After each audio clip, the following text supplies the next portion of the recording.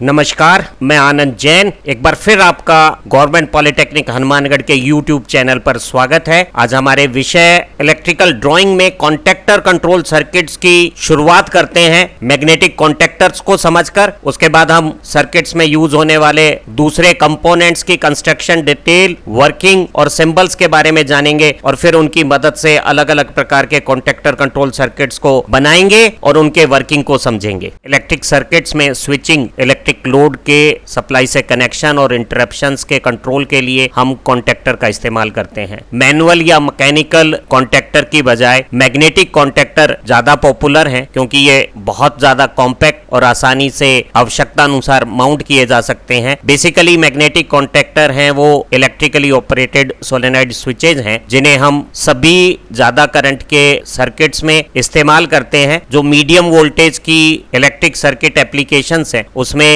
Contactor में arc quenching का medium air है। इस तरह के कॉन्टैक्टर को एयर ब्रेक कॉन्टैक्टर भी कह सकते हैं। एक कॉन्टैक्टर के ऊपरी हिस्से में बहुत सारे कॉन्टैक्ट्स हैं, जैसे यहाँ 1 3 5 के साथ यहाँ 2 4 6 हमारे मेन पावर कॉन्टैक्ट हैं जो सप्लाई को लोड से कनेक्ट करते हैं। मेन पावर कॉन्टैक्ट के साथ कॉन्टैक्टर में ऑक्सिलरी कॉन्टैक्ट्स हैं जो यहाँ 13 और 14 नॉर्मली ओपन प्रकार के हैं और 21 और 22 नॉर्मली क्लोज प्रकार के हैं जो हमारी डिफरेंट कंट्रोल एप्लीकेशंस में इस्तेमाल होते हैं। कॉन्टैक्टर की वर्किंग एक कॉइल में इलेक्ट्रिक करंट को फ्लो करके बने हुए मैग्नेटिक फील्ड में कॉन्टैक्ट्स के मूवमेंट्स हैं। कॉन्टैक्टर की वर्किंग का कंट्रोल एक कॉइल में करंट फ्लो से बने हुए मैग्नेटिक फील्ड से होता है। ये जो कॉन्टैक्टर कॉइल है वो यहाँ कॉन्टैक्टर असेंबली में बीच में है और इसके टर्मिनल्स यहाँ A1 और A2 बाहर इलेक्ट्रिक सप्लाई के लिए अवेलेबल होते हैं। जब ये कॉइल डी एनर्जाइज होती है, सर्किट से डिस्कनेक्टेड होती है, तो हमारे ये जो मेन पावर कॉन्टैक्ट्स हैं वो भी ओपन कंडीशन में, नॉर्मल ओपन कंडीशंस में होते हैं। लेकिन कॉइल के एनर्जाइज होने से जो मैग्नेटिक फील्ड बनता है उसके इफेक्ट से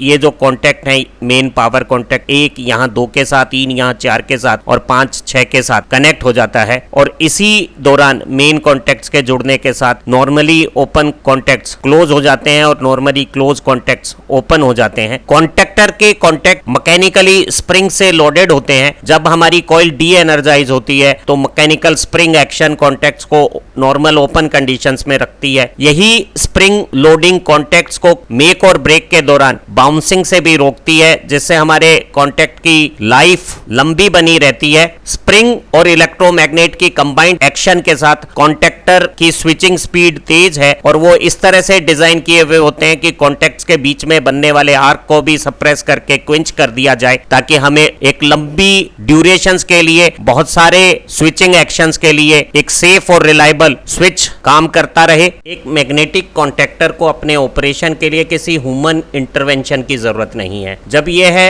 इलेक्ट्रोमैकेनिकल तरीके से मैग्नेटिक फोर्स से ऑपरेट करता है तो चाहे इसे बहुत ज्यादा स्किल्ड आदमी ऑपरेट करे या अनस्किल्ड ऑपरेटर हो, इसकी वर्किंग एक समान रहेगी। एक मैनुअल या मैकेनिकल कॉन्टैक्टर की तुलना में मैग्नेटिक कॉन्टैक्टर ज्यादा ड्यूरेबल, सेफ और रिलायबल माने जाते हैं, इसलिए ज्यादा प्रचलित हैं। इन्हें हम रिमोट पोजीशन से भी ऑपरेट कर सकते हैं और इनके ऑपरेशन में पूरी सेफ्टी है। एक मैग्नेटिक कॉन्टैक्टर अपने ऑपरेशन के लिए इस कॉइल में बहुत कम पावर ऑपरेशन की डिमांड करता है, इसलिए इस तरह के कॉन्टैक्टर का ऑपरेशन भी बहुत ज्यादा एनर्जी एफिशिएंट है। एक मैग्नेटिक कॉन्टैक्टर का ऑपरेटिंग प्रिंसिपल बहुत आसान है। इसमें एक कॉइल है। इस कॉन्टैक्टर कॉइल में कंट्रोल सर्किट की रिक्वायरमेंट अनुसार करंट को फ्लो करके कॉइल को एनर्जाइज करके एक इलेक्ट्रोमैग्नेट एक्शन क्रिएट की जा सकती है, जो यहाँ एक बहुत स्ट्रॉन्ग मैग्नेटिक फील्ड इन 2 आर्मेचर कोर के बीच में स्टैब्लिश करती है। इलेक्ट्रोमैग्नेट कोर के 2 हिस्से हैं। ये जो ग्रीन हाईलाइट से हमने प्रदर्शित किया है वो एक फिक्स्ड मैग्नेट पार्ट है और ब्लू हाईलाइट से प्रदर्शित मूविंग मैग्नेट पार्ट है। इन दोनों के बीच में एक मैकेनिकल स्प्रिंग सेपरेशन बनाती है और मूविंग मैग्नेट के साथ इस आर्मेचर रोड के साथ connected moving contact fix contact से सेपरेटेड रहते हैं। जब हम कॉइल को एनर्जाइज करते हैं और करंट फ्लो होता है तो कॉइल के द्वारा बना हुआ मैग्नेटिक फील्ड ज्यादा स्ट्रॉन्ग होता है और वो स्प्रिंग एक्शन के अगेंस्ट में मूविंग मैग्नेट को फिक्स मैग्नेट की तरफ अट्रैक्ट करता है और हमारा जो मूविंग मैग्नेट पीस है वो x डिस्टेंस डिस्प्लेस होकर फिक्स मैग्नेट के साथ अटैच हो जाता है। और ऐसी स्थिति में x से कुछ कम डिस्टेंस के साथ, ये जो y डिस्टेंस है उसके साथ हमारा जो मूविंग कॉन्टैक्ट कांटेक्ट का पार्ट है वो फिक्स कांटेक्ट के साथ इलेक्ट्रिकली कनेक्ट हो जाता है। कंट्रोल एक्शन से जब कॉइल में करंट भेजते हैं तो हमारी कॉइल एनर्जाइज होकर यहाँ एक स्ट्रॉन्ग मैग्नेटिक फील्ड जनरेट करती है, जिसकी फोर्स लाइंस यहाँ ग्रीन पाथ में दोनों फिक्स मैग्नेट और मूविंग कांटेक्ट के बीच में यहाँ एयर गैप में एक मैग्नेटिक फील्ड बनाती है। इस फील्ड के कारण मूविंग मैग्नेट फिक्स मैग्नेट की तरफ अट्रैक्ट होता है और उस अट्रैक्शन से ये जो एक्स गैप है दोनों मूविंग मैग्नेट और फिक्स मैग्नेट के बीच में वो फिल हो जाता है। और जब मूविंग मैग्नेट फिक्स मैग्नेट की तरफ अट्रैक्ट होता है तो हमारा जो मूविंग कांटेक्ट है वो भी फिक्स कांटेक्ट के साथ अटैच हो जाता है। कॉन्टैक्ट्स के मेक ऑपरेशन के दौरान कॉन्टैक्ट्स के बीच में आर्क बनता है, लेकिन मैग्नेट की क्विक एक्शन से और कॉन्टैक्टर के स्पेशल डिजाइन से ये आर्क आसानी से क्वेंच हो जाता है और स्प्रिंग लोडेड कॉन्टैक्ट्स में कॉन्टैक्ट्स के बीच में बाउंसिंग भी नहीं होती। ऐसी स्थिति में सप्लाई का कनेक्शन कॉन्टैक्ट्स के थ्रू कॉन्टैक्टर लोड के साथ बना देता है और हमारे जितने भी ऑक्सिलरी कॉन्टैक्ट हैं वो अपनी नॉर्मल पोजीशंस को बदल देते हैं, अर्थात एक NO कॉन्टैक्ट C हो जाएगा और normally closed NC contact open O हो जाएगा। जब हमारा कंट्रोल सर्किट इस कॉइल में करंट को रोक देगा तो इलेक्ट्रिक करंट से कॉइल का ये जो ग्रीन फ्रेम में दिखाया हुआ मैग्नेटिक इफेक्ट है वो कॉइल के डी एनर्जाइज होने से गायब हो जाएगा और जैसे ही डी एनर्जाइज मैग्नेटिक फील्ड से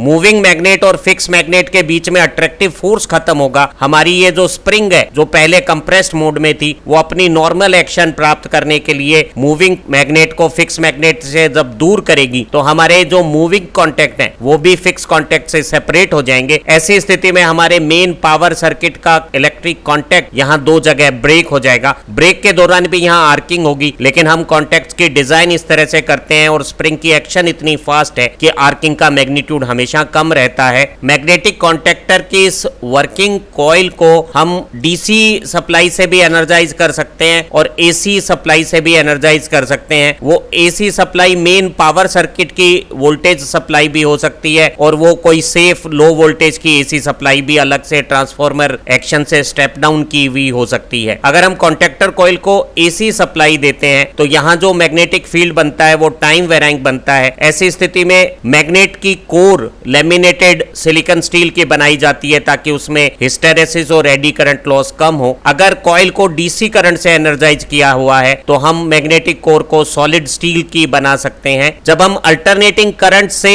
कॉइल को एनर्जाइज करते हैं तो यहाँ मैग्नेट में शेडिंग बैंड्स का इस्तेमाल करते हैं जो करंट जीरो कंडीशंस पे भी हमारे मैग्नेटिक फील्ड को वर्किंग कंडीशंस में रखते हैं। करंट कैरिंग मूविंग और फिक्स कांटेक्ट के बीच में शैटरिंग का जो एक्शन होती है, करंट जीरो पे मैग्नेटिक फील्ड अगर अचानक कलेप्स हो जाता है साइक्लिक वेरिएशंस में, ये शेडिंग बैंड साइनोसॉइडल करंट के साइक्लिक वेरिएशन में करंट जीरो कंडीशंस पे मैग्नेटिक फील्ड के अचानक जीरो होने पर जो कॉन्टैक्ट्स के बीच में शैटरिंग होती उसे रोक देंगे। एक मैग्नेटिक कॉन्टैक्टर के तीन प्रमुख भाग हैं, कॉइल और इलेक्ट्रोमैग्नेट सबसे महत्वपूर्ण हिस्सा है, जो मेन पावर कॉन्टैक्ट और ऑक्सिलरी कॉन्टैक्ट्स हैं वो दूसरा इंपॉर्टेंट पार्ट है और जो केस या हाउसिंग है वो तीसरा पार्ट कहा जा सकता है। मैग्नेटिक कॉन्टैक्टर की कॉइल एक इलेक्ट्रोमैग्नेटिक कोर के चारों तरफ वाउंड की हुई होती है जिसमें कॉपर के फाइन टर्न्स रिक्वायर्ड एमएमएफ बनाने के लिए हमारी सप्लाई वोल्टेज से करंट को लेते हैं। ये कॉइल लो वोल्टेज पे काम करने के लिए भी डिजाइन की जा सकती है और मेन पावर सर्किट से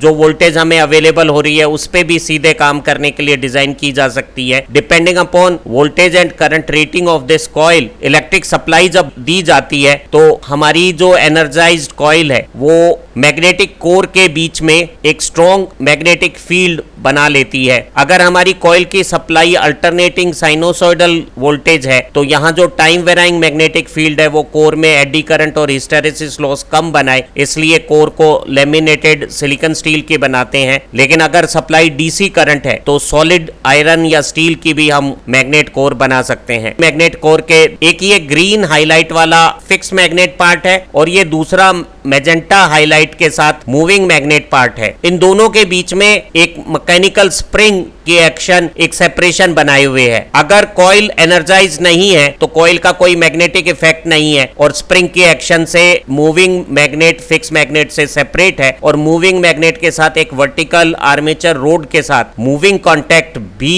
फिक्स कांटेक्ट से एक सेपरेशन बनाकर रहता है। जब कॉइल डी एनर्जाइज है तो कॉन्टेक्टर अपनी नॉर्मल पोजीशन पे स्प्रिंग एक्शन से चित्रानुसार पोजीशन पे है और हमारे main power contact normal open conditions पे है। जब कॉइल को एनर्जाइज करेंगे तो दोनों मैग्नेट के बीच में बनने वाला जो मैग्नेटिक अट्रैक्टिव फोर्स है वो स्प्रिंग की फोर्स कैपेसिटी से ज्यादा ताकतवर होगा और बहुत तेजी से हमारा मूविंग मैग्नेट फिक्स मैग्नेट की तरफ अट्रैक्ट होगा और मूविंग मैग्नेट के साथ जुड़े हुए मूविंग कांटेक्ट भी फिक्स कांटेक्ट के साथ जुड़कर इलेक्ट्रिक सर्किट बना लेंगे। तो जब कॉइल एनर्जाइज है तो कॉइल का मैग्नेटिक फोर्स स्प्रिंग के फोर्स से ज्यादा ताकतवर है और कांटेक्ट आपस में जुड़े हुए रहेंगे। और जब कॉइल डी एनर्जाइज है तो मैग्नेट का कोई फोर्स नहीं है और ऐसी स्थिति में स्प्रिंग की एक्शन से कांटेक्ट ओपन कंडीशंस में रहेंगे। एक मैग्नेटिक कांटेक्टर में करंट कैरी करने का महत्वपूर्ण काम कांटेक्ट्स करते हैं, जिसमें फिक्स कांटेक्ट्स कांटेक्टर के केस या हाउसिंग के साथ फिक्स्ड अटैच होते हैं और moving contact movable magnetic core के साथ मैकेनिकली एक आर्मेचर रोड के साथ कनेक्ट होता है। Main power contact physical size और डायमेंशंस में बड़े होते हैं और बिल्कुल इसी तरह के कुछ छोटे डायमेंशंस के ऑक्सिलरी कांटेक्ट्स भी कांटेक्टर में होते हैं जो नॉर्मली ओपन कंडीशंस में भी हो सकते हैं और नॉर्मली क्लोज कंडीशंस में भी हो सकते हैं। एक 3 फेज के मैग्नेटिक कांटेक्टर में हमारे पास 6 मेन पावर कांटेक्ट्स हैं, टर्मिनल 1, 2, 3, 4, 5 और 6। इसी के साथ हमारे सेम आर्मेचर रोड के साथ mechanically coupled normally open auxiliary contact और नॉर्मली क्लोज्ड ऑक्सिलरी कांटेक्ट्स हैं। एक कांटेक्टर के सभी कांटेक्ट प्योर कॉपर से बनाए हुए होते हैं और इनकी जो कांटेक्ट टिप है वो एक स्पेशल सिल्वर एलॉय इस्तेमाल करती है ताकि हमारे कांटेक्ट्स नॉर्मल लोड करंट के साथ फॉल्ट और स्टार्टिंग में जो ज्यादा करंट्स आते हैं उन पे गर्म ना हो। इनमें मूवमेंट के दौरान जो मैकेनिकल स्ट्रेसेस आती है, इलेक्ट्रिक आर्क से जो इरोजन होता है और कंटिन्यूअस वर्किंग के दौरान जो टेम्परेचर राइज होता है उससे डैमेजेस नहीं होने चाहिए और लाइफ लॉन्ग होनी चाहिए। कांटेक्ट में जो फिक्स मैग्नेट है वो हमारी केसिंग के साथ अटैच रहते हैं और ये जो मूविंग कांटेक्ट है वो मूविंग इलेक्ट्रोमैग्नेट के साथ आर्मेचर रोड के साथ मैकेनिकली कनेक्ट होता है और तीनों पावर कांटेक्ट और सारे ऑक्सिलरी कांटेक्ट एक साथ एक ही रोड से कांटेक्टर कॉइल के एनर्जाइज होने से जो मैग्नेटिक इफेक्ट बनता है उससे एनर्जाइज और एक्साइटेड स्टेट में अपनी नॉर्मल ओपन पोजीशन को छोड़कर क्लोज पोजीशंस में आ जाएंगे एनर्जाइज स्टेट में। हम हमारी वर्किंग में जब ड्राइंग बनाते हैं तो कांटेक्टर को उसकी अनएनर्जाइज नॉर्मल कंडीशंस पे शो करते हैं और अगर ये नॉर्मल ओपन पोजीशंस है तो कोई समझ सकता है कि कॉइल एनर्जाइज होने पर ये क्लोज्ड हो जाएगा। तो हम ड्रॉ नॉर्मल पोजीशन करते हैं और इसका जो दूसरा रूप है वो इमेजिनेशन से हम समझ सकते हैं। तो हम समझ सकते हैं कि कॉइल को एनर्जाइज करने पर मैग्नेटिक इफेक्ट से नॉर्मल ओपन कांटेक्ट क्लोज हो जाएंगे और कॉइल को डी एनर्जाइज करने से स्प्रिंग की रिटर्न एक्शन से ये वापस अपनी नॉर्मल ओपन पोजीशंस पे पहुंच जाएंगे और इस तरह से हमारा